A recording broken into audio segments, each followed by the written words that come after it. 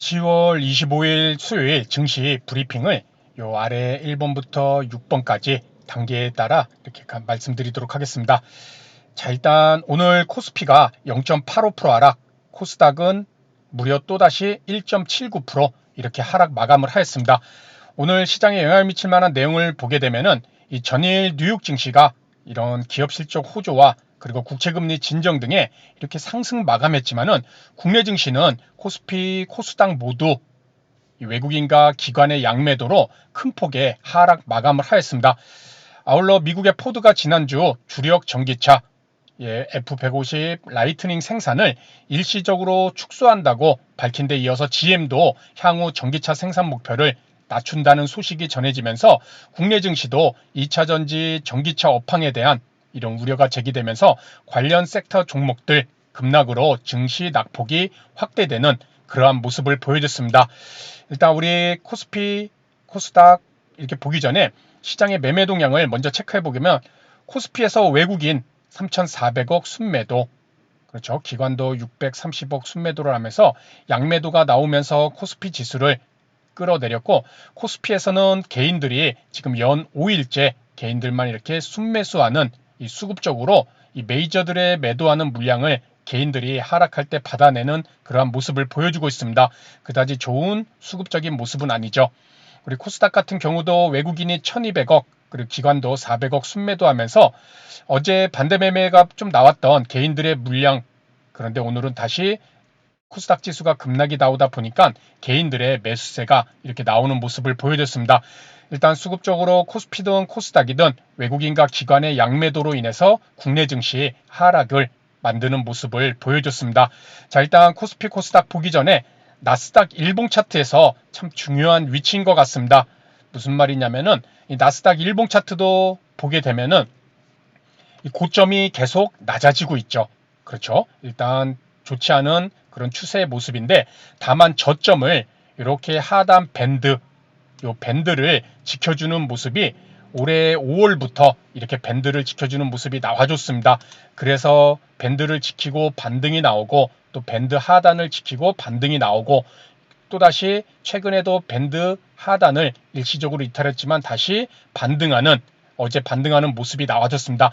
그 얘기는 뭐냐면은 이 하단 밴드를 만약에 나스닥이 이탈을 하게 돼서 중요한 요 13,000포인트를 다시 한번 하락해서 회복하지 못하는 그러한 모습이 나온다면은 나스닥도 한 번 더 저점을 갱신하러 내려가는 이 밴드 아래에서 이탈하게 되는 그러한 모습이 나올 수 있다는 것이죠.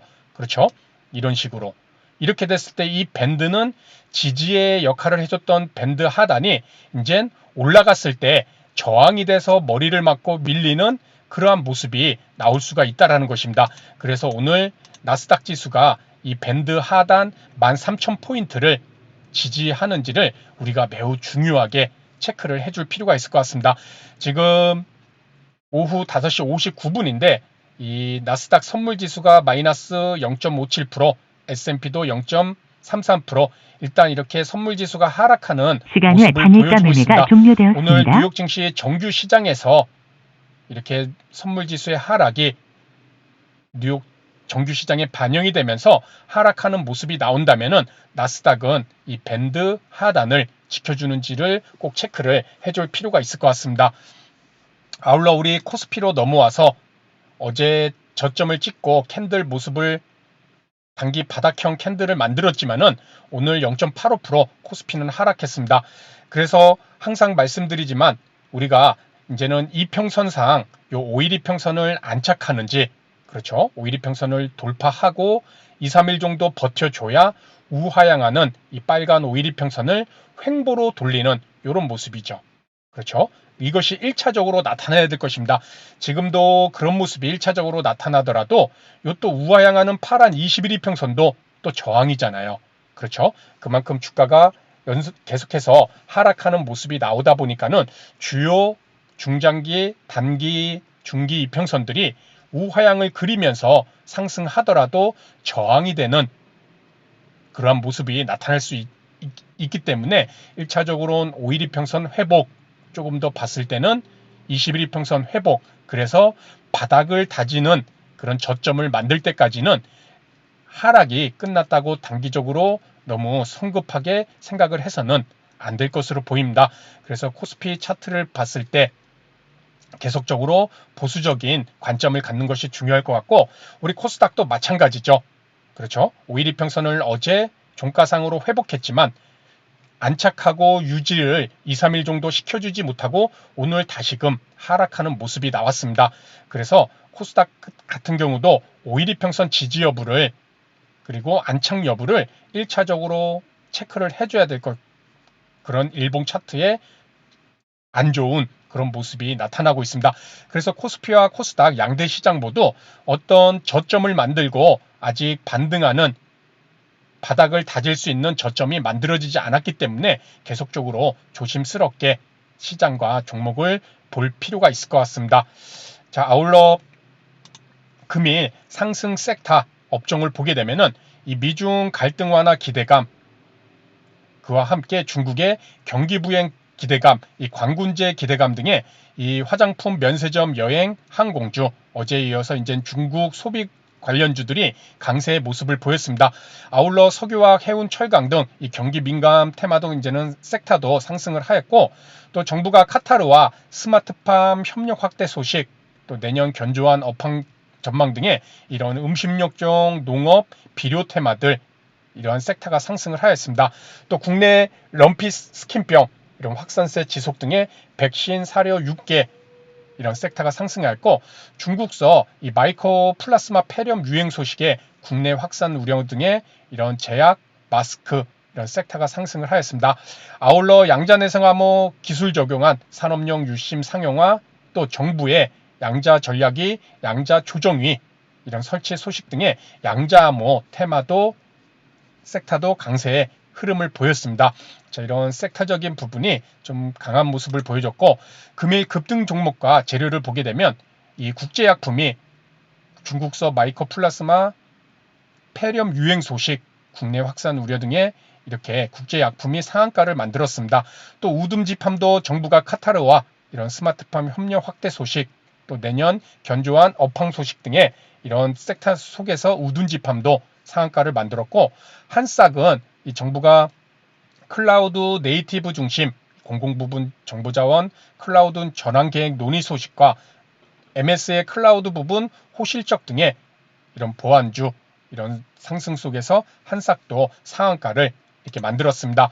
아울러 마녀공장, 뷰티스킨, 이런 화장품 관련주들, 그렇죠. 중국 소비 관련주들, 미중 갈등 완화 기대감, 경기 부양 기대감, 광군제 기대감 등의 이런 화장품 섹터가 또 상한가를 만들고 급등이 나오는 그런 모습을 보였고, 그린플러스도 이렇게 아까와 마찬가지로 스마트팜, 카타르와 스마트팜 협력 확대 소식, 이런 속에서 첨단온실 전문업체로 스마트팜 사업 영위사실 부각에 그린플러스도 상한가는 아니지만 급등 마감을 하였습니다.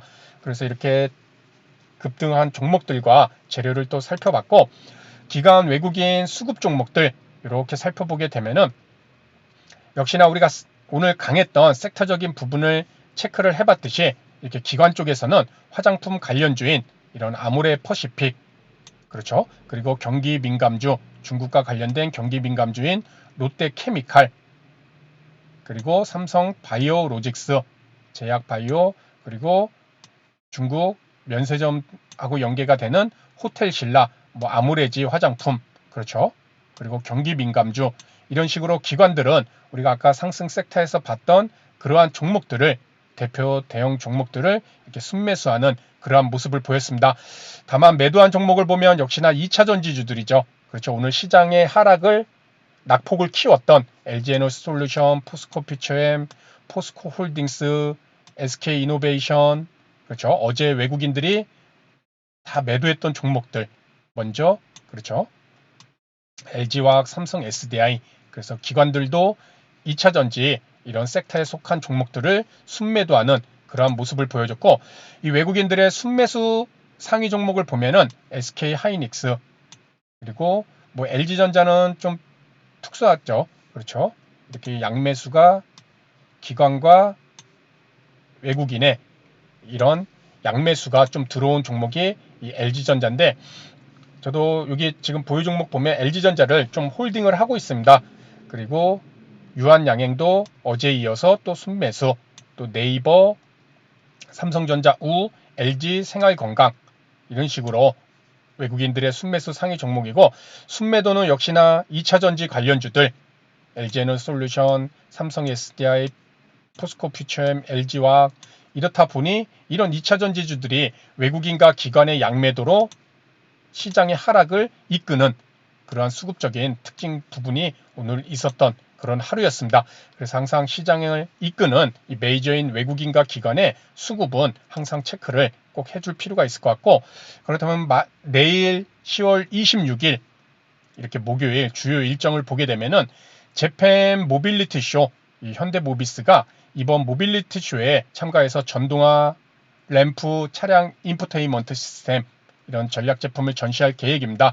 관련 섹터로는 자동차 부품, 자동차 대표주로 볼 수가 있고, 또 미국의 주간 신규 실업수당 이런 청구 건수가 미국 시간 현지로 26일 미국의 노동부가 이제 지난주 신규 실업수당 청구 건수를 발표를 합니다. 우리나라 시간으로는 26일 내일이죠. 오후 9시 30분 이렇게 미국의 신규 실업수당 청구 건수가 이렇게 발표 예정돼 있고, 또 내일 SK 하이닉스 실적 발표가 있죠. 3분기 실적 발표가 있는데 관련 섹터는 반도체 대표주들, 아울러 현대차도 실적 발표, 내일 3분기 실적 발표가 있는데 관련 섹터는 자동차, 자동차 부품, 그리고 삼성 SDI 3분기 실적 발표, 2차전지 전기차 관련 섹터, 그리고 삼성전기 3분기 내일 실적 발표, 이렇게 관련 섹터는 MLCC 그리고 갤럭시 부품주 이렇게 볼 수가 있을 것이고, 또 LG생활건강도